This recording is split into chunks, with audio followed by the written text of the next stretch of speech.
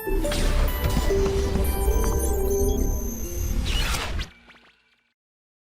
अगला शुरू करते हैं अपन टाइप 4, है ना।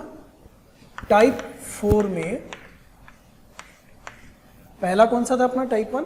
टाइप 1 में अपना कौन सा था?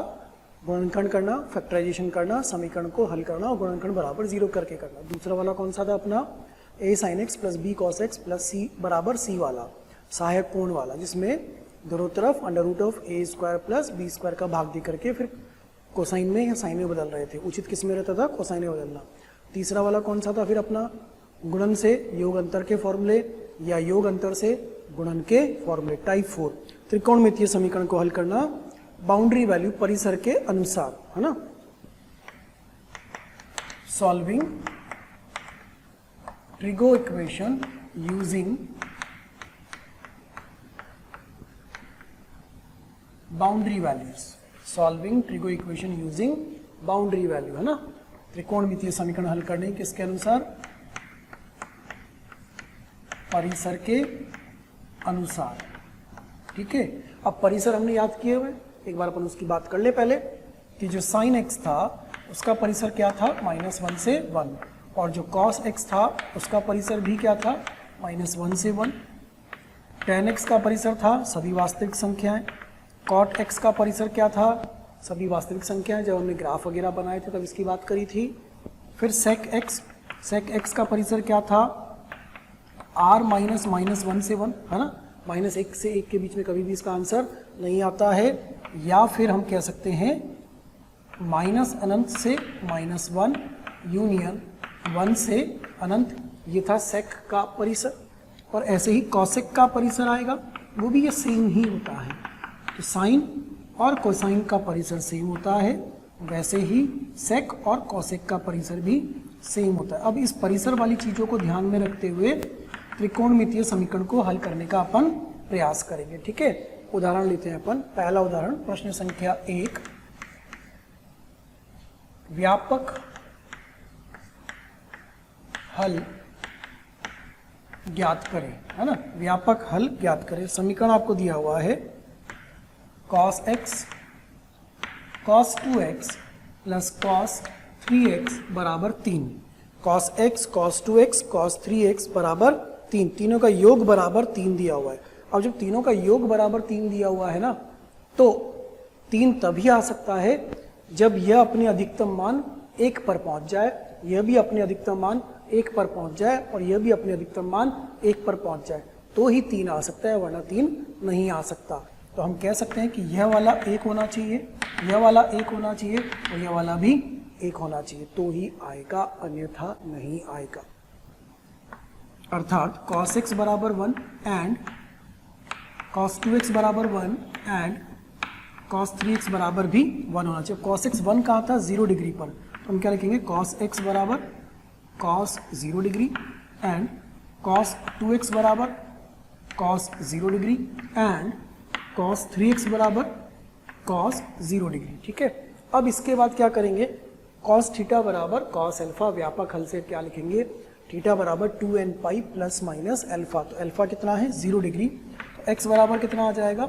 2n पाई, तथा इधर से आएगा 2x बराबर 2n पाई, तो x बराबर होगा बेटा n पाई, तथा इधर से आएगा 3x बराबर 2n पाई, तो x बराबर आ जाएगा 2n पाई बाई 3। और n क्या है इन सभी में? पूर्णांक। n सभी जगह पर क्या रहता है? पूर्णांक। अब हमें इन तीनों का संयुक्त रूप चाहिए कि उभयनिष्ठ हल चाहिए? उभयनिष्ठ, कॉमन। कॉमन क्यों चाहिए?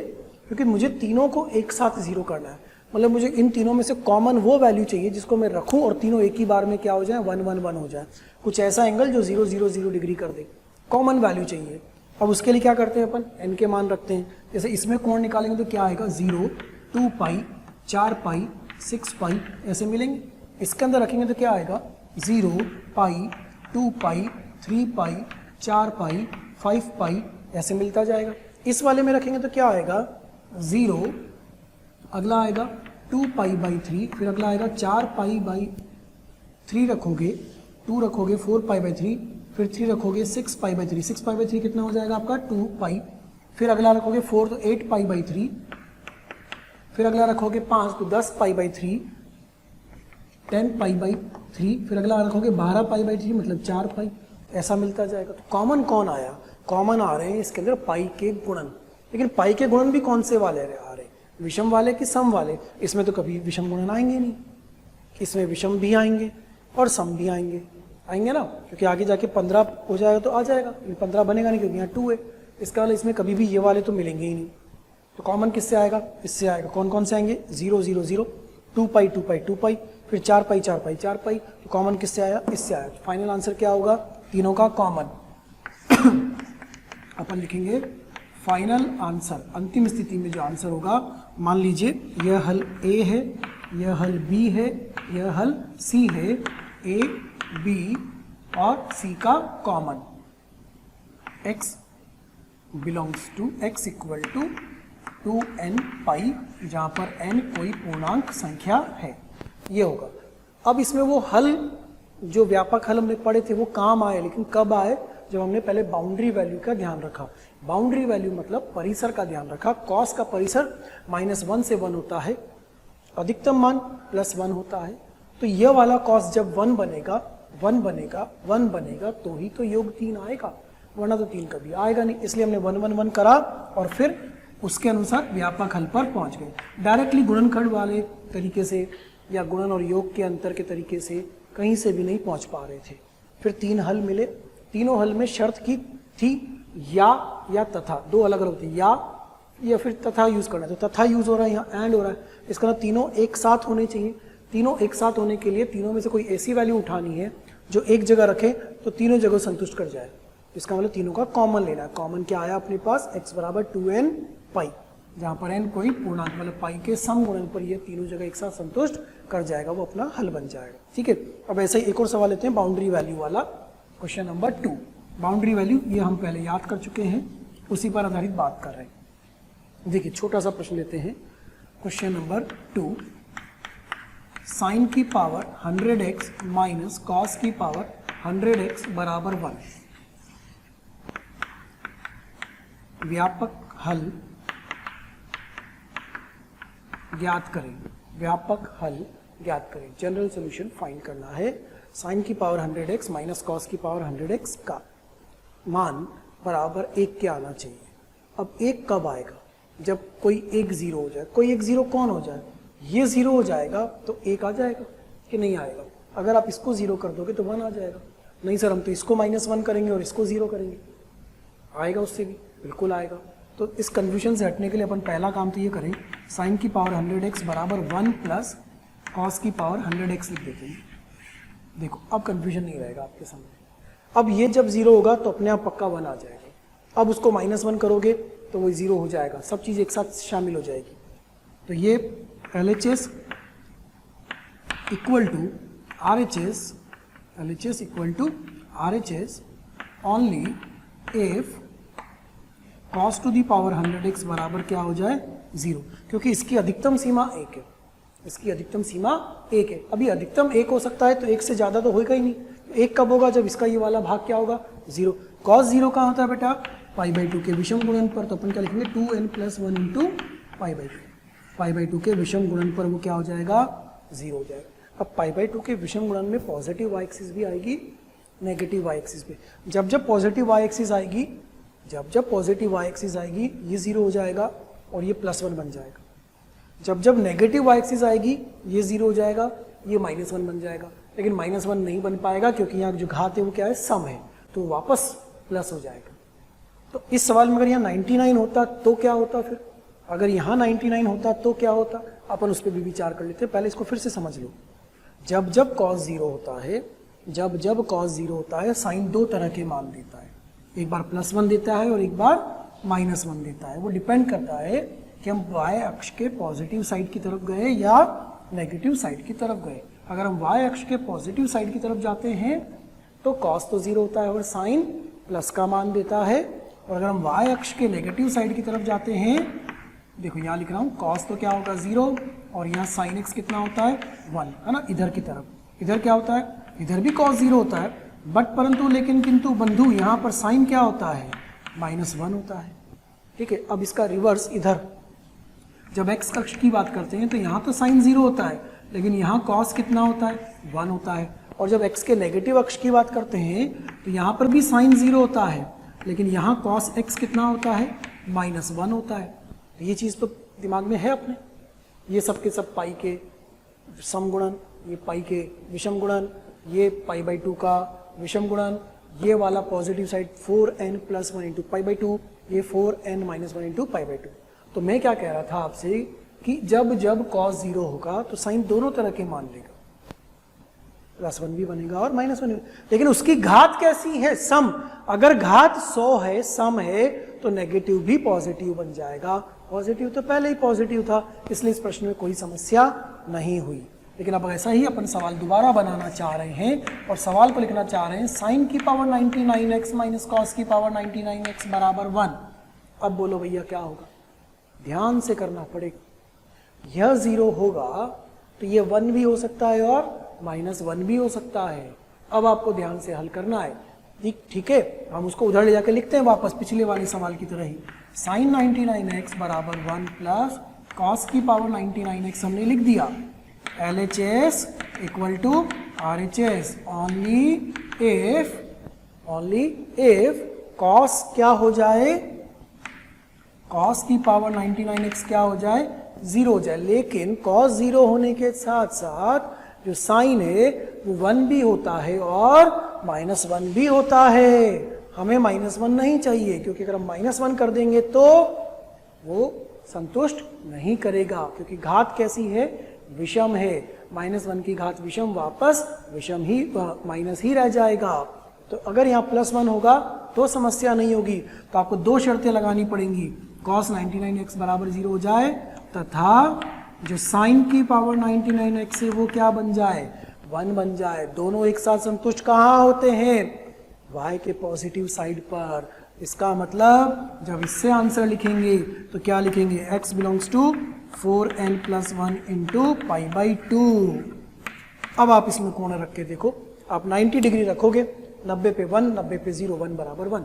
आप जैसे ही 3 π/2 रखोगे गड़बड़ हो जाती है, तो 3 π/2 हट गया, n = 1 रखा, 5 π/2 वापस ऊपर आ गए। जैसे ही 5 π/2 यहाँ वापस ऊपर आ गए, कोई समस्या नहीं हुई। 5 π/2 पे ये 1 बनेगा, वो 0 बनेगा, संतुष्ट करता चला जाएगा। क्लियर, बात समझ रहे हैं? ये ध्यान देना है, घात विषम और घात सम, सवाल एक ही है, आंसर बदल गया। इसमें π/2 के सभी विषम गुणन कार्य कर रहे हैं, उसमें π/2 के सिर्फ y अक्ष के धनात्मक दिशा वाले गुणन का कार्य कर रहे हैं। विषम है लेकिन π/2 की सिर्फ धनात्मक दिशा वाले 4n + 1 × π/2 वाले ही कार्य कर रहे हैं। ओके, ये दोनों एक साथ संतुष्ट होने चाहिए थे। हम आंसर किससे लेकर आए, पॉजिटिव y एक्सिस, यहाँ से अपना आंसर आया है, इस जगह से अपना आंसर आया है। लिखिए, इसको नोट करिए। कुछ और सवाल देखते हैं। वैसे ही question number 4, question number 5, question number 6, 3 सवाल और लिखे मैंने आपके लिए। sin x = x + 1/x, x positive है तो इसके लिए व्यापक हल ज्ञात करने हैं सभी के लिए। फाइंड, मैं सबसे पहले आपको धन्यवाद देना चाहता हूँ, थैंक यू सबको, क्योंकि डेली हजारों स्टूडेंट्स हमारे वीडियो देख रहे हैं और अपना फ़ायदा उठा रहे हैं। आपसे रिक्वेस्ट है कि आप YouTube चैनल पे जाएं, डिस्क्रिप्शन बॉक्स में जाएं और लिंक पे जाकर के सब्सक्रिप्शन करें, ताकि आपको इसका और भी बेहतर तरीके से फ़ायदा मिले। दूसरी बात, यदि आप डाउट सॉल्विंग का भी फ़ायदा लेना चाहते हैं, स्टडी मटेरियल का भी फ़ायदा लेना चाहते हैं, तो उस लिंक पर जाकर के अपने प्रीमियम सब्सक्रिप्शन को सुनिश्चित कीजिए।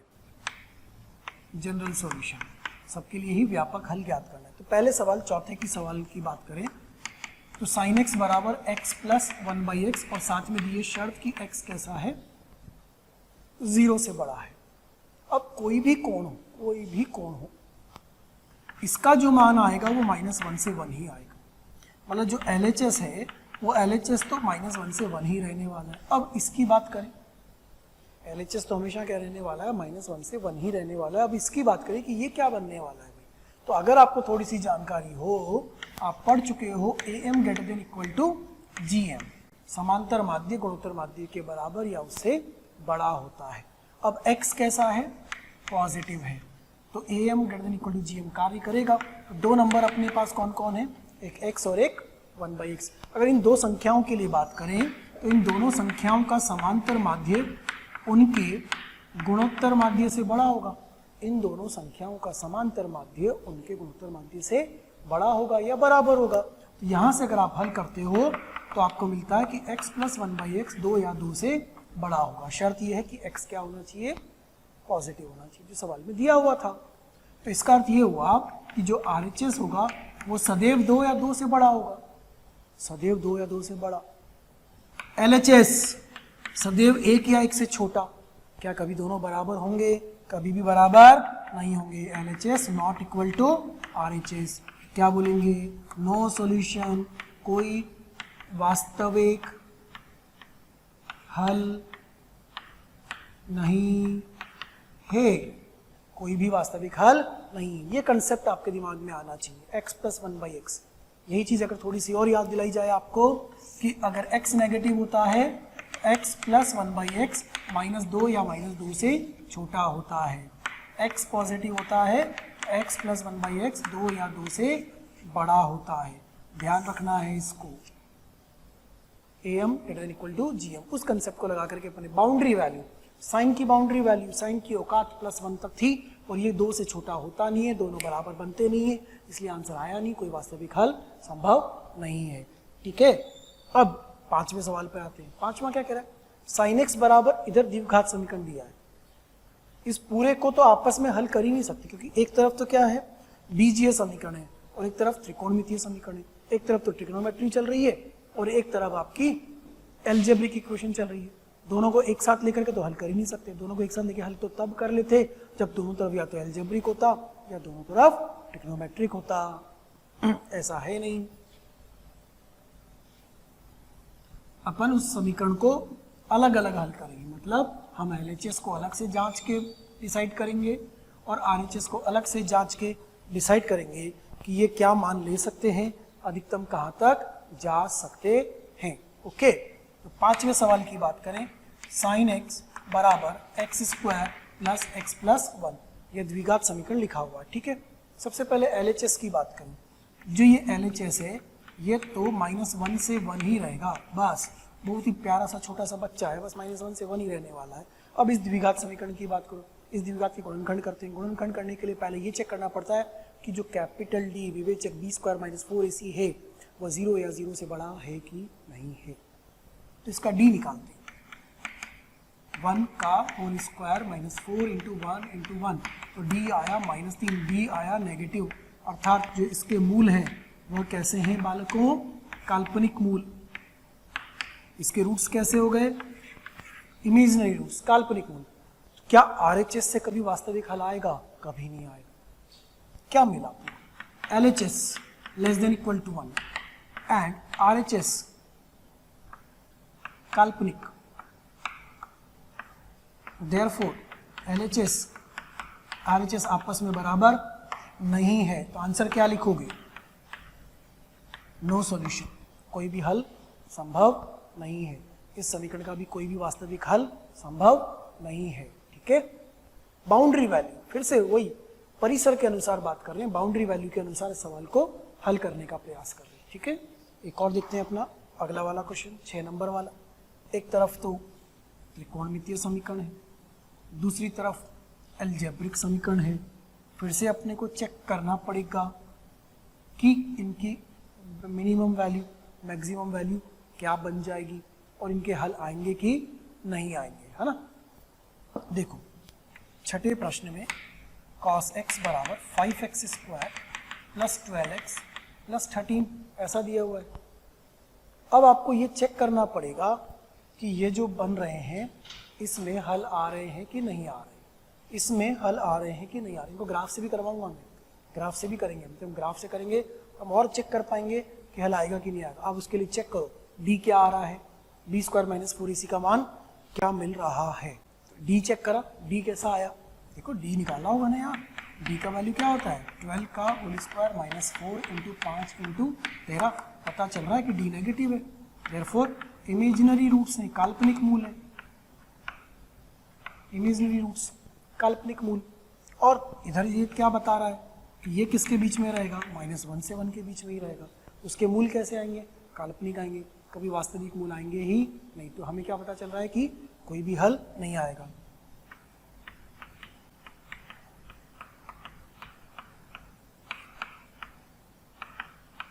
कोई वास्तविक हल नहीं आएगा। अब इन्हीं क्वेश्चन को अपन ग्राफ से भी करेंगे।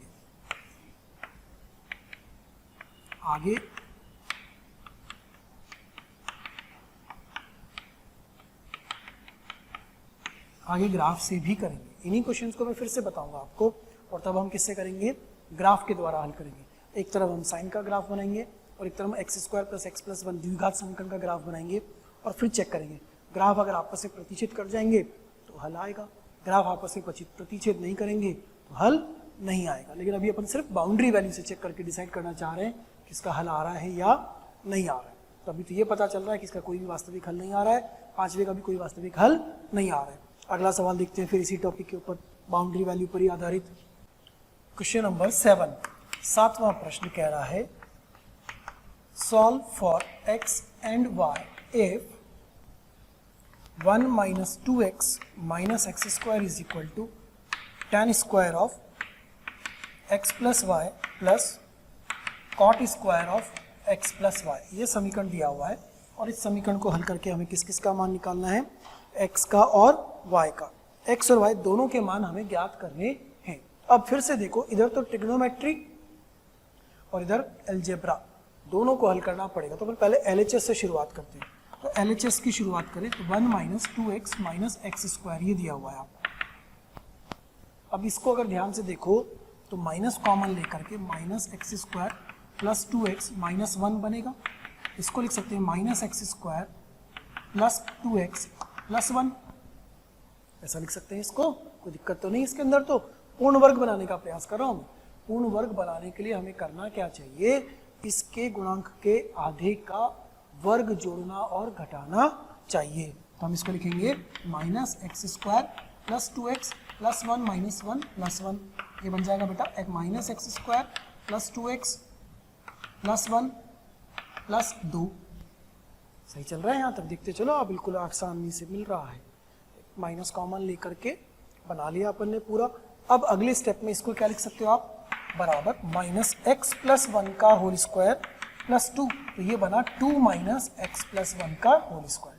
ये आपका LHS बना है, ठीक है। अब इस LHS के अपन परिसर की बात करें कि ये अधिकतम कितना होगा और ये न्यूनतम कितना होगा। हम इस x + 1 को 0 कर दें तो क्या ये अधिकतम मिल जाएगा, कि हम इस x + 1 को 0 कर दें तो न्यूनतम मिल जाएगा। कुछ तो मिलेगा, या तो अधिकतम मिलेगा या न्यूनतम मिलेगा। अच्छा, ये x + 1 जो है ये ज़्यादा से ज़्यादा बहुत बड़ा हो सकता है, कम से कम ये 0 हो सकता है। वो वर्ग है ना, x + 1 का होल स्क्वायर। x की वैल्यू 100 रखोगे बहुत बड़ा हो जाएगा ना, x की वैल्यू 1 लाख रखोगे और बड़ा हो जाएगा। हम x की वैल्यू कुछ ऐसी रखें कि जिससे ये 0 हो जाए, हम x की कुछ ऐसी वैल्यू रखें जिससे ये नेगेटिव हो जाए, लेकिन वर्ग की वजह से वापस पॉजिटिव हो जाएगा। यानी ये जो x + 1 का होल स्क्वायर है कम से कम कितना होगा, 0 होगा। तो यहाँ लिखेंगे when x + 1 = 0, x = -1, ये 0 हो जाएगा। तो LHS कितना हो जाएगा, LHS कितना हो जाएगा, 2 हो जाएगा। यानी जो LHS का मान है वो 2 होगा जब यह वैल्यू 0 हो जाएगी, अर्थात x बराबर क्या होगा, -1 होगा, ठीक है। x की वैल्यू जैसे ही -1 रखोगे वो आपको 0 दे देगा। अब LHS का जो मान 2 आया वो अधिकतम मान आया कि न्यूनतम मान आया, ये हमें देखना है। आप जैसे ही इसमें बड़ी से बड़ी वैल्यू रख रहे हो मिनिमम घटता जाएगा, 2 में से घटाओगे बड़े मान को तो नेगेटिव होता जाएगा। यानी जो LHS आएगा वो अधिकतम कितना आएगा, देयरफॉर LHS <= 2, 2 या 2 से छोटा ही आएगा, उससे बड़ा नहीं आ सकता। 2 से बड़ा कैसे लाओगे, 2 से बड़ा ला ही नहीं सकते, क्योंकि ये संख्या तो बड़ी होती जा रही है, 2 में से घटती जा रही है, नेगेटिव होता जा रहा है। आ जाओ RHS में। RHS में क्या लिखा है, tan square of x + y + 1/tan square of x + y, लिखा है ना ऐसा, tan square of x + y + 1/tan square of x + y। तो बेटा तो वही बात हो गई कि t + 1/t 2 या 2 से बड़ा होता है यदि t किससे बड़ा हो, 0 से बड़ा हो, है कि नहीं है अपने पास यहाँ पर t 0 से बड़ा, वर्ग है ना, स्क्वायर है। इसका लिए जो RHS हुआ, ये RHS जो है वो हमेशा 2 या 2 से बड़ा हो, LHS 2 या 2 से छोटा, RHS 2 या 2 से बड़ा। कब बराबर होंगे? जब दोनों 2 होंगे। LHS equal to RHS only when LHS is equal to RHS is equal to 2। LHS equal to RHS तभी होगा, समीकरण सत्य संतुष्ट तभी करेगा, ये बराबर का चिन्ह मान्य तभी होगा जब यह भी 2 बन जाए और यह भी 2 बन जाए, अन्यथा तो ये 2 या 2 से छोटा है, अन्यथा ये 2 या 2 से बड़ा है। LHS 2 या 2 से छोटा है, RHS 2 या 2 से बड़ा है। बराबर कब होंगे? जब दोनों का मान कितना बन रहा होगा बेटा जी? 2 बन रहा होगा। जब दोनों का मान 2 बन रहा होगा तो ही मान्य होगा, वरना मान्य नहीं होगा। अब LHS का मान 2 कहां पर आया था? जब x बराबर क्या आया था? -1 आया था। तो LHS equal to 2 when x equal to -1। तो इधर से तो हल आ गया। अब RHS का मान 2 कब आएगा? RHS का मान 2 कब आएगा? जब यह 1 बन जाएगा। RHS equal to 2 when tan square of x plus y बराबर 1। tan स्क्वायर थीटा बराबर 1 हो जाए। अब tan स्क्वायर थीटा बराबर 1 कब होगा? π/4 पर। तो आप क्या लिखोगे इसको? tan square of x plus y बराबर tan स्क्वायर ऑफ। प्यारे बच्चों, कमेंट बॉक्स में रोज कमेंट्स आ रहे हैं कि सर इस टॉपिक पे वीडियो बना दीजिए, या ये इस बारे में हमें समझाइए, हमारी ये शंका है इसको दूर कर दीजिए। तो मेरी आपसे रिक्वेस्ट है कि आप YouTube चैनल पे जाइए, उस पर सब्सक्राइब करिए और जो बेल आइकन है उसको हिट करिए ताकि नोटिफिकेशंस आपको मिलते रहें और कोई भी नोटिफिकेशन, कोई भी वीडियो आपसे मिस ना हो। मैं ऐसा आपसे इसलिए कह रहा हूँ क्योंकि जिन भी टॉपिक्स की, जिन भी डाउट्स की, जिन भी बातों के बारे में आप वीडियोस चाह रहे हैं वो ऑलरेडी हमने पोस्ट किए हुए हैं, अपलोड किए हुए हैं, लेकिन वो आपसे मिस हो जाते हैं क्योंकि आपके पास प्रॉपर्ली नोटिफिकेशन नहीं आ पाते हैं। इसीलिए आपसे कहा जा रहा है कि आप सब्सक्राइब करिए ताकि कोई भी वीडियो आपसे मिस ना हो और कोई भी शंकाएं आपकी ना रहें। π/4 tan स्क्वायर ऑफ π/4। तो tan स्क्वायर थीटा बराबर tan स्क्वायर π/4। तो इसका हल आप लिखना जानते हैं। क्या लिखते हैं? x प्लस वाई बराबर n पाई प्लस माइनस π/4। और y का मान निकालना चाहते हैं आप। x का मान आ चुका है तो x का मान जब इधर रखोगे तो y का मान कितना आ जाएगा? y equal to n pi plus minus π/4 plus 1। ये y का हल आया, ये x का हल आया। संतुष्ट दोनों तभी कर रहे थे जब LHS बराबर RHS के हो रहा था। बाउंड्री वैल्यू डिसाइड की जा रही है। अब बाउंड्री वैल्यू कैसे डिसाइड की गई? अलग अलग हल करा गया। एक तरफ त्रिकोणमितीय समीकरण को हल किया गया AMGM से, एक तरफ एल्जेब्रिक समीकरण को किया गया द्विघात समीकरण से पूर्ण वर्ग बना करके। LHS पूर्ण वर्ग से पता चला 2 या 2 से छोटा, RHS AMGM से पता चला 2 या 2 से बड़ा। बराबर तभी हो सकते थे जब दोनों का मान कितना होता? 2। LHS 2 होगा तो x बराबर -1 होगा और RHS 2 होगा तो जो कोण होगा वो, सॉरी tan स्क्वायर होगा वो 1 के बराबर होगा। उससे कोण मिल रहा है y n pi plus minus π/4 plus 1 x का मान रखने के बाद। लिखिए इसको। 5 पांचवा प्रकार, बाउंड्री वैल्यू वाला चौथा हो गया। अब पांचवे पे आते हैं टाइप 5। टाइप 5 क्या कह रहा है? ट्रिग्नोमेट्रिक इनइक्वलिटीज, त्रिकोणमितीय असमीकरण।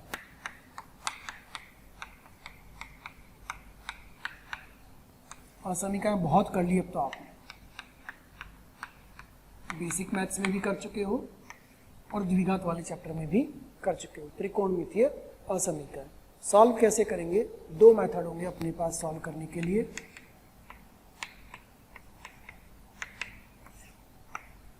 मेथड 1, मेथड 2, हमेशा 2 मेथड रहा करेंगे। पहला मेथड यूज क्वाड्रेंट्स, चतुर्थांश का प्रयोग, और मेथड 2 हमेशा रहेगा ग्राफ। हमेशा कितने मेथड रहेंगे? 2 मेथड रहेंगे, एक चतुर्थांश के द्वारा हल करना और दूसरा ग्राफ के द्वारा हल करना। अब अभी सवाल करते हैं, सवाल से डिसाइड करते हैं कि दोनों में से उचित कौन सा होगा। पहला सवाल, व्यापक हल ज्ञात करें। समीकरण दिया हुआ है sin x greater than equal to 1/2। sin x बराबर 1/2 दिया तो कोई समस्या ही नहीं चल रही थी। sin x बराबर 1/2 दिया तो आप डायरेक्टली लिखते थे sin x बराबर sin पाई बाई 6, ठीक है। और उसके अनुसार फिर x बराबर n पाई प्लस माइनस 1 की power n into pi by 6। फिर यहाँ तो दिया 1/2 या 1/2 से बड़ा। अब उसके लिए क्या करें अपन, ग्राफ बनाएं। मेथड 1, ग्राफ, किसका ग्राफ बनाएंगे, साइन का। ये बनाया मैंने साइन का ग्राफ। ये जो अधिकतम मान होगा ये कितना होगा 1, और 1/2 कहीं यहां पर बीच में आएगा, ये होगा 1/2 वाला मान। उसको चाहिए 1/2 या 1/2 से बड़ा। तो क्या ग्राफ का यह वाला हिस्सा अपने काम का है, क्या ग्राफ का यह वाला हिस्सा अपने काम का है। इस वाले हिस्से में यहां पर यह x का मान पाई बाई 6 होता है, और इस वाले हिस्से में यह वाला मान 5 पाई बाई 6 होता है, क्योंकि आगे जाकर के तो पाई होता है, उधर 0 होता है, और बीच में कौन होता है, पाई बाई 2। साइन का ग्राफ सब जानते हैं, उसको चाहिए था 1/2 या 1/2 से बड़ा। 1/2 या 1/2 से बड़ा मतलब ऊपर वाला ग्राफ। ऊपर वाला ग्राफ मतलब x का मान पाई बाई 6 से शुरू होकर कहां तक जाना चाहिए, 5 पाई बाई 6 तक जाना चाहिए। तो हम क्या लिखेंगे, साइन x 1/2 से बड़ा, देयरफॉर जो x होगा वो 5 पाई बाई 6 और इधर पाई बाई 6। यहाँ पर असमीका में बराबर का चिन्ह नहीं लगा होता तो हम भी बराबर का चिन्ह नहीं लगाते, बराबर का लगा है इसलिए लगा रहे हैं। अब यह जो मान होगा बस यहीं पर आएगा, या ग्राफ फिर से आएगा तो फिर आएगा, ग्राफ फिर से आएगा तो फिर आएगा, ग्राफ फिर से आएगा तो फिर आएगा। तो ये तो बार बार आएगा, ये आगे ही थोड़ी आएगा, ये तो ग्राफ पीछे फिर आएगा तो फिर आएगा।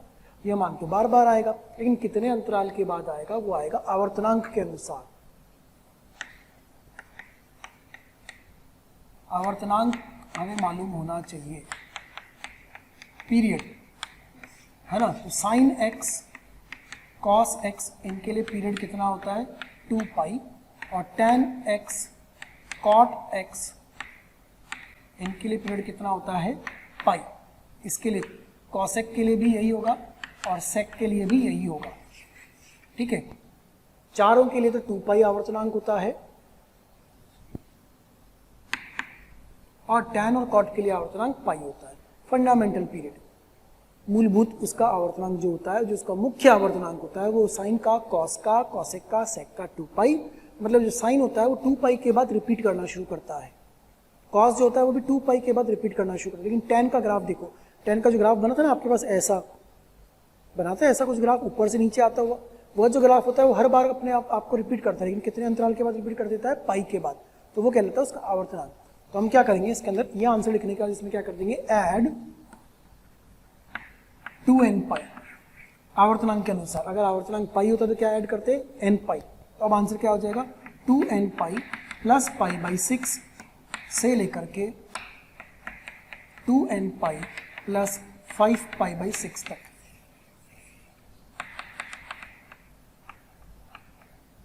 ये बनेगा फाइनल आंसर। तसल्ली से दोबारा से समझो, असमीका दी थी, ग्राफ बनाया, 1/2 वाली लाइन बनाई, 1/2 से बड़ा चाहिए था, वाला उसके ऊपर का मान चाहिए था। ऊपर क्या बहुत ऊपर चला जाता, नहीं जाता, क्योंकि अधिकतम कहाँ होता 1। इस कारण इसके ऊपर का ग्राफ ये बन गया। अब ये ग्राफ के मान कब कब मान्य होंगे, जब x पाई बाई 6 से शुरू होकर कहाँ तक जाएगा, 5 पाई बाई 6 तक जाएगा। तो हमने लिखा x पाई बाई 6 से शुरू होकर कहाँ तक जाएगा, 5 पाई बाई 6 तक जाएगा। उसके बाद क्या करा, आवर्तनांक को देखा, आवर्तनांक कितना होता है 2 पाई, उसमें क्या जोड़ दिया 2n पाई, क्योंकि यह चीजें बार बार रिपीट होती चली जाएंगी। अब इसी क्वेश्चन को अपन क्वाड्रेंट से करते हैं, चतुर्थांश से करते हैं। हमने कहा ना 2 मेथड हुआ करेंगे हमेशा, एक ग्राफ का और एक बिना ग्राफ का। बिना ग्राफ के कैसे होगा, अब उस पर आते हैं। Same question, sine x greater than equal to 1/2 की बात कर रहे हैं, x अक्ष y अक्ष। ये जो पॉजिटिव कर कह रहा है, तो ये 1/2 प्रथम चतुर्थांश में यहाँ हो रहा होगा, और ये 1/2 द्वितीय में यहाँ हो रहा होगा, तृतीय में नहीं हो रहा होगा, चतुर्थ में नहीं हो रहा होगा। ये कहाँ हो रहा होगा, पाई बाई 6 पर, और ये कहाँ हो रहा होगा 5 पाई बाई 6 पर। पाई बाई 6 से नीचे का जैसे ही कोण लेंगे तो वैल्यू 1/2 से छोटी आएगी, लेकिन जैसे ही 5 पाई 6 से बड़ा एंगल लेंगे तो वैल्यू फिर से 1/2 से छोटी आएगी। मुझे वैल्यू कैसी चाहिए, बड़ी, इससे बड़ी वैल्यू चाहिए बेटा, इससे बड़ी वैल्यू चाहिए बेटा। कहाँ तक चाहिए, 1 तक चाहिए। इसका मतलब ये जो बनेगा वो पाई बाई 6 से किसके बीच में बनेगा, 5π/6 के बीच में बनेगा। तो जब आप x को लिखोगे तो x को π/6 से लेकर के कहाँ तक लिखोगे, 5π/6 तक वापस उसी गाड़ी पे आ गए जहाँ से चले थे, हम यहीं से चले थे, देखो हम वापस वहीं पहुँच गए। उसके बाद फिर यही चीज़ें रिपीट होने लग जाएंगी, ये वापस घूम के 2π जोड़ो यहाँ, फिर घूम के 2π जोड़ो यहाँ, इधर से 2π जोड़ो वापस यहाँ, इसका ना बार बार कितना जोड़ना है 2π, और वही तो उसका आवर्तनांक है। तो आंसर में क्या जोड़ देंगे दोनों तरफ 2nπ, तो आंसर क्या लिखेंगे 2nπ प्लस π/6 से लेकर के 2nπ प्लस 5π/6 तक। दोनों मेथड में से अच्छा मेथड हमेशा ग्राफ होगा, यदि आप ग्राफ बना सकते हैं तो, क्योंकि उसमें दिखाई देता है कहाँ कहाँ मान क्या क्या मिलने वाले हैं। बढ़िया तरीका कौन सा होगा, हमेशा ग्राफ वाला। ठीक है, ऐसा एक सवाल और लेते हैं। Question number 2, 0 greater than sin x less than 1/2, इसके लिए व्यापक हल ज्ञात करना है।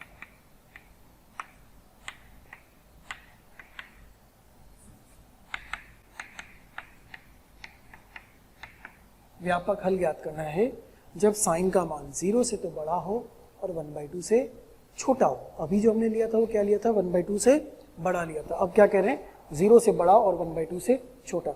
अगर ग्राफ बना लेंगे ना तो जल्दी आंसर आएगा। देखिए ग्राफ से कैसे सॉल्व होगा,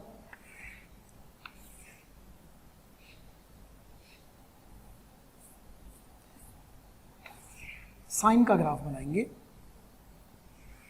ये 0 से पाई में बन गया साइन का ग्राफ। अब इसमें एक लाइन बनाई हमने 1/2 वाली, थोड़ा सा इसको सही करें, ऐसा जाएगा। ये लाइन कौन सी है, 1/2 वाली। अधिकतम मान कितना है 1, और ये कितना है 1/2, और ये कितना है 0। हमें क्या चाहिए, 0 से तो बड़ा लेकिन 1/2 से छोटा। तो ग्राफ को चिन्हित करो पहले, बस आगे नहीं जाएंगे। 1/2 से तो छोटा लेकिन 0 से बड़ा, 0 के नीचे भी नहीं जाएंगे, 0 से बड़ा 1/2 तक। 1/2 कहाँ पर आता है, π/6 पर। 1/2 कहाँ पर आता है, 5π/6 पर। बीच में कौन रह गया, π/2। यहाँ कौन मिल गया, पाई। इसका मतलब 0 से बड़ा और 1/2 से छोटा 0 से π/6 में मिलता है प्रथम चतुर्थांश में, और द्वितीय चतुर्थांश में मिलता है 5π/6 से पाई में, दो जगह। तो आंसर को क्या लिखेंगे, x बिलोंग्स टू 0 से π/6 यूनियन 5π/6 से पाई। क्लोज्ड ब्रैकेट, बड़े ब्रैकेट क्यों लगाए, क्योंकि बराबर लगा हुआ था। बराबर नहीं लगा हुआ होता तो ओपन ब्रैकेट, छोटे ब्रैकेट लगा के लिखते। अब यह चीज जो मिल रही है यह एक बार मिलेगी या अनेक बार, ये इधर जाएगा फिर ऊपर आएगा, फिर जाएगा फिर ऊपर आएगा, यानी बार बार आएगा। तो आवर्तनांक के अनुसार 2nπ जोड़ देंगे। आवर्तनांक साइन का कितना 2π, तो कितना जोड़ेंगे 2nπ। Add 2nπ, x belongs to. यदि आप हमारे वीडियोस को देख रहे हैं और आपको वो पसंद आ रहे हैं तो मेरी आपसे रिक्वेस्ट है कि आप उनको लाइक करें, सब्सक्राइब करें, शेयर करें, ताकि वो और भी ज़रूरतमंद विद्यार्थियों तक पहुंच सके और उसका लाभ वो उठा सकें। आपके प्यार और स्नेह को देखकर हमारी टीम मोशन की पूरी टीम हाईली मोटिवेटेड है, और हमारा हमेशा पूरा प्रयास है और रहेगा कि आपको बेहतर से बेहतर कंटेंट प्रोवाइड करते रहें। 2nπ plus 0, 2nπ plus π/6 union 2nπ plus 5π/6, 2nπ plus pi. तो सही आंसर क्या बन जाएगा, 2nπ से 2nπ plus π/6 union 2nπ plus 5π/6 से 2nπ प्लस पाई तक, जहाँ पर n क्या है, कोई ना कोई पूर्णांक है। ये बनेगा हमारा अंतिम स्थिति में आंसर। अब इसी को आप चतुर्थांश से भी कर सकते थे। जब आप चतुर्थांश से करेंगे तो चित्र बनेगा इस तरह का, x अक्ष, y अक्ष। हम मेथड 2 पे आ रहे हैं। 1/2 यहाँ पर होता है, ठीक है। तो वो कोण कौन सा होता है, π/6। तो आपको ये वाला चाहिएगा, 0 से बड़ा 1/2 से छोटा। इधर 1/2 बनेगा, कब बनेगा, 5π/6 पर बनेगा। तो आपको फिर से यह वाला चाहिएगा हिस्सा, 1/2 से बड़ा और 1/2 से छोटा। तो आप क्या लिखोगे, 0 से π/6, मतलब जो इधर लिखा है, 5π/6 से पाई जो इधर लिखा है। तो आसान कौन सा हुआ, वो लग रहा है कि आसान है, लेकिन वो कभी कभी गड़बड़ करा देता है। आसान क्या है, मेरे अनुसार ग्राफ से चलो, हमेशा दिखाई भी देगा कि कहाँ पर वैल्यूज़ मिल रही हैं, और कुछ वैल्यूज़ ऐसी होंगी जहाँ फलन अपरिभाषित हो रहा होगा, तो वो भी इसमें मिलेंगी, क्योंकि जैसे ही टैन और कॉट आएगा ना, ग्राफ और आसान कर देगा सवाल। कोशिश करिए कि ग्राफ से हल करें। पहला सवाल, question number 3, sin x greater than equal to -1/2। चौथा प्रश्न, cos x लेस देन -1/√2। पांचवा प्रश्न, tan x ग्रेटर देन 0।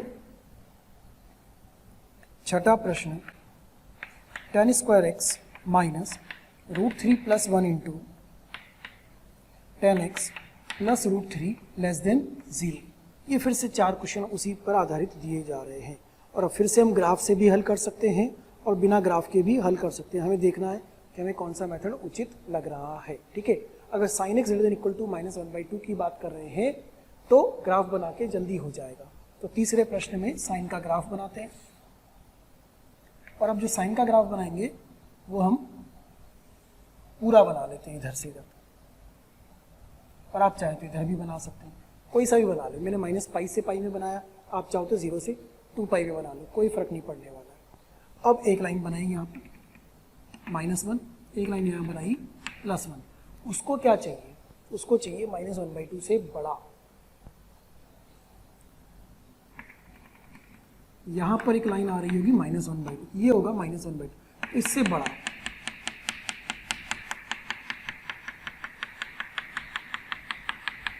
कि एक पूरा ग्राफ हमारे काम का है, उसने यही तो बोला कि -1/2 से बड़ा, -1/2 से बड़ा पूरा ही है, ऊपर से लेके वहां तक चला गया, पूरा पाई तक चला गया। तो अब आंसर क्या लिखोगे इसका, ये आंसर आपको लिखना है।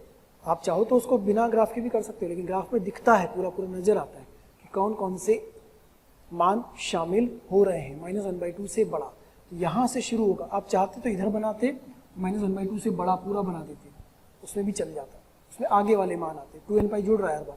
अब इसको लिखेंगे कैसे, ग्राफ के अंदर कैसे लिखेंगे, ये वैल्यू आपको मालूम होनी चाहिए, वैल्यू कौन सी होती है, ये वैल्यू चतुर्थ चतुर्थांश के अंदर होती है, तो यह वैल्यू कौन सी होती है, यह वैल्यू -1/2 कहाँ पर होता है, चतुर्थ चतुर्थांश का मान है ये। तो आप क्या लिखोगे इसको, -π/6, मतलब -π/6 से बड़ा, लेकिन कहाँ तक जा रहा है वो भी देखना है आपको, कहाँ तक जा रहा है वो, पाई तक जा रहा है, पाई तक लेके जाना है उसको। तो आंसर में क्या लिखना हमें चाहिए कि वो -1/2 से बड़ा आ जाए, -1/2 भी आंसर में आए और -1/2 से बड़ा भी आए। आपसे ये बोला जा रहा है कि इसका आंसर क्या लिखा जाए। अगर आप बिना ग्राफ के करोगे तो x अक्ष बनाओगे, y अक्ष बनाओगे, यहाँ पर -1/2 होगा, यहाँ पर -1/2 होगा, तृतीय में भी होगा और चतुर्थ में भी होगा, दोनों के ऊपर का चाहिएगा, यह वाला कोण चाहिएगा, ये वाला एरिया आपको चाहिएगा। ये कितना होगा, -π/6, और ये कितना होगा, 7π/6। तो आप कैसे लिखोगे, इसकी बात कर रहे हैं, पर इसको कैसे लिखोगे वो मैं आपसे बार बार पूछ रहा हूँ कि इसको कैसे लिखोगे। -1/2 से बड़ा बन गया ग्राफ तो, लेकिन उसको कहाँ तक लेके जाओगे, कहाँ तक लेके जाओगे, ग्राफ थोड़ा सा और बनेगा, ग्राफ थोड़ा सा और बनेगा। अब वो बात समझो, ये ग्राफ आगे और जाएगा अभी तो ऐसा, और ये लाइन थोड़ी सी आगे और जाएगी, क्या ये भी इसमें शामिल होगा। और ये जो बिंदु था वो कौन सा था, पाई, ये बिंदु कौन सा होगा, पाई के बाद कौन सा चतुर्थांश आता है, तीसरा, तो ये बिंदु कौन सा होगा, 7π/6। वो तो अलग मेथड है ना। ऐसा बनेगा ना ग्राफ, तो यहाँ से शुरू हुआ -1/2 से 1 तक गया, नीचे आया वापस -1/2, कहाँ से कहाँ तक लिखोगे, -π/6 से 7π/6 तक।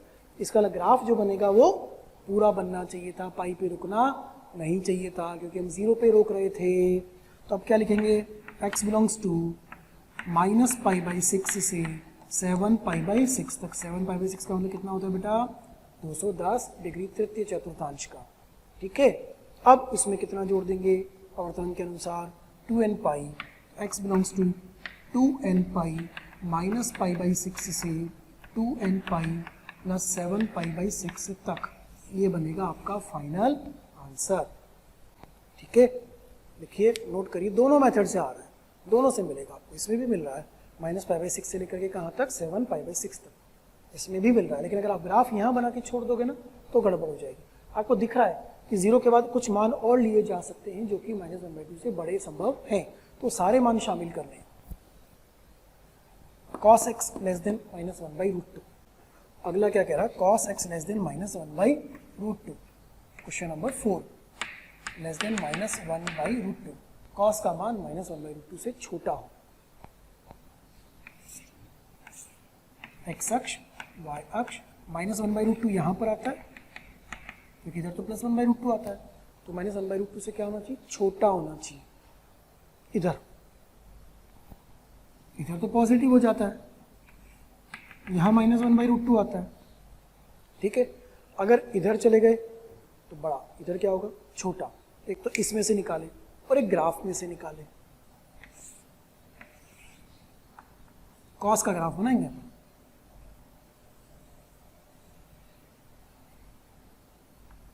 कुछ ऐसा बनेगा कॉस का ग्राफ। हमें एक लाइन बनानी होगी जो -1/√2 को दर्शाती होगी। ये पहली लाइन तो कौन सी बन गई यहाँ पर, +1 वाली। एक लाइन यहाँ कौन सी बन गई, -1 वाली। -1/√2 वाली जो लाइन होगी वो कहाँ आएगी, नीचे आएगी। ग्राफ इधर भी जा रहा है ऐसा,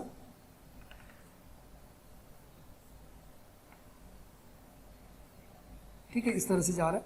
ये बनी अपनी लाइन -1/√2 वाली, ये लाइन है -1/√2। इस लाइन से खेलना है, कहीं से भी शुरू कर दो, चतुर्थ से शुरू कर दो या प्रथम से उधर आगे ले लो। उससे कैसा चाहिए, छोटा, उससे छोटा कहाँ आएगा उस ग्राफ में देख लो। यहाँ पे मिल रहा है, यहाँ मिल रहा है, हम उसको ले लेते, इधर वाले को ले लो, आप कोई सा भी एक हिस्सा ले लो और उसमें क्या जोड़ दो, 2nπ। अच्छा, अब इसकी बात करें, कौन सा है, π/2। ये कौन सा है, 0। यहाँ पर ये कौन सा है, पाई। बेटा ये कौन सा है, 3π/2। इसका मतलब ये कौन सा चतुर्थांश हुआ, द्वितीय। और ये कौन सा हुआ, तृतीय। ये रहा द्वितीय, तृतीय।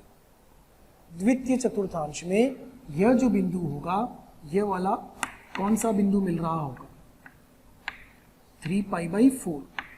ये कौन सा बिंदु मिल रहा होगा, 3π/4। तृतीय चतुर्थांश में यह जो बिंदु होगा वह कौन सा बिंदु मिल रहा होगा, तृतीय चतुर्थांश में कौन सा मिल रहा होगा, 5π/4। ये कौन सा होगा, 5π/4। एक होगा 3π/4, एक होगा 5π/4, एक होगा 3π/4 और एक होगा 5π/4।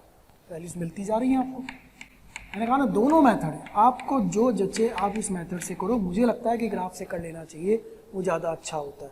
इसका मतलब -1/√2 से छोटी वैल्यू, लेकिन छोटी कहाँ तक, -1 तक, उसके नीचे नहीं जा सकती। तो कहाँ से कहाँ तक होगी, 3π/4 से शुरू होगी और कहाँ तक जाएगी, 5π/4 तक जाएगी, क्योंकि इसी के बीच में मिलेगी, बस इसी के बीच की वैल्यू मिलेंगी। इसके बाहर चले गए तो गड़बड़ हो जाएगी, इसके बाहर चले गए तो गड़बड़ हो जाएगी, है ना। सिर्फ ये वाली वैल्यूज मिलेंगी अपने को, क्योंकि यहाँ पे कितना होता है, -1। इधर जाके तो फिर कितना हो जाता है, 0। क्या लिखेंगे, x बिलोंग्स टू, इक्वल का चिन्ह नहीं लगाया है, तो 3π/4 से लेकर के 5π/4 तक। cos का आवर्तनांक 2nπ जोड़ेंगे, क्योंकि cos का आवर्तनांक 2π। तो क्या लिखेंगे, x belongs to 2nπ plus 3π/4 से लेकर के 2nπ प्लस 5π/4 तक। ये बनेगा आपका अंतिम स्थिति में answer. cos x less than -1/√2 के लिए हल।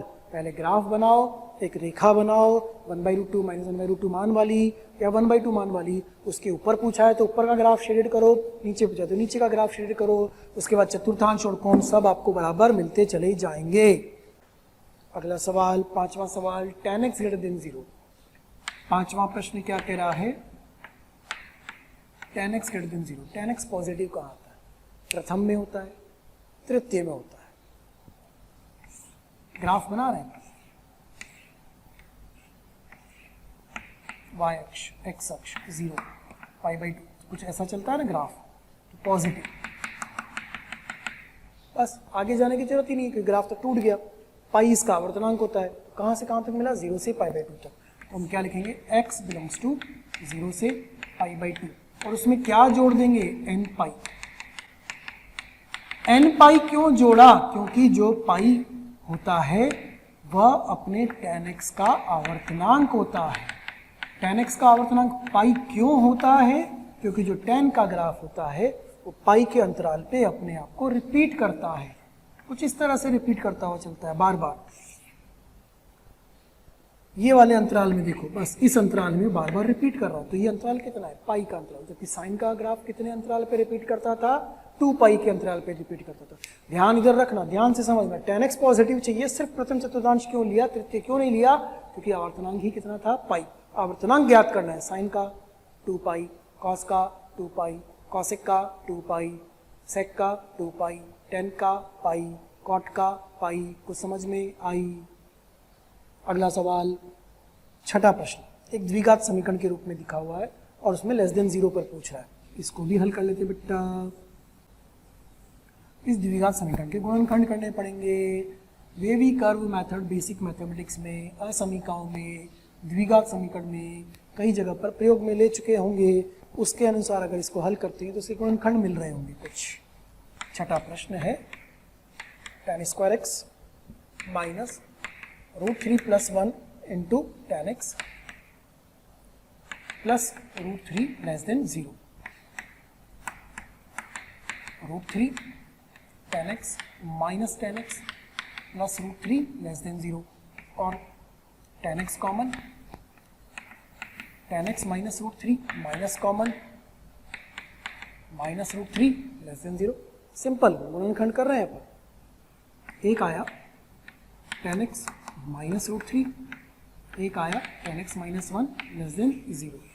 गुणनखंड आ गया, t minus √3 t minus 1 less than 0। Number line पे बनाते हैं, उन बिंदुओं को बनाते हैं जहाँ पर वो 0 होते हैं। एक 1 बनेगा और एक √3 बनेगा। फिर इधर से शुरू करते हैं ना, कुछ ऐसा याद आ रहा है ना, दाईं ओर से ये वाला पॉजिटिव, ये वाला नेगेटिव, ये वाला पॉजिटिव।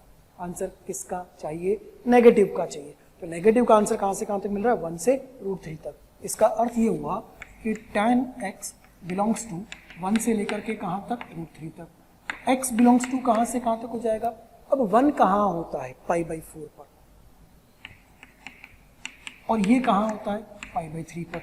अब इसमें कितना जोड़ देंगे, n पाई। n पाई ही क्यों जोड़ा भाई साहब, n पाई इसलिए जोड़ा क्योंकि n पाई ही tan का आवर्तनांक होता है। जो उसका फंडामेंटल पीरियड होगा, जो उसका मुख्य आवर्तनांक होगा, वही जोड़ा जाएगा। n पाई जोड़ दिया। पहले तो असमीका को हल करा गुणनखंड करके, लंबा लाइन पे बनाया वेवी कर्व मेथड से। 1 से √3 के बीच में आया, तो tan 1 से √3 में है। tan 1 से √3 में कब होगा, ये पाई बाई 4 पे होगा, ये पाई बाई 3 होगा। 45 से 60 के बीच में, 45 से 60 के बीच में। ये बन गया आपका छठे प्रश्न का आंसर।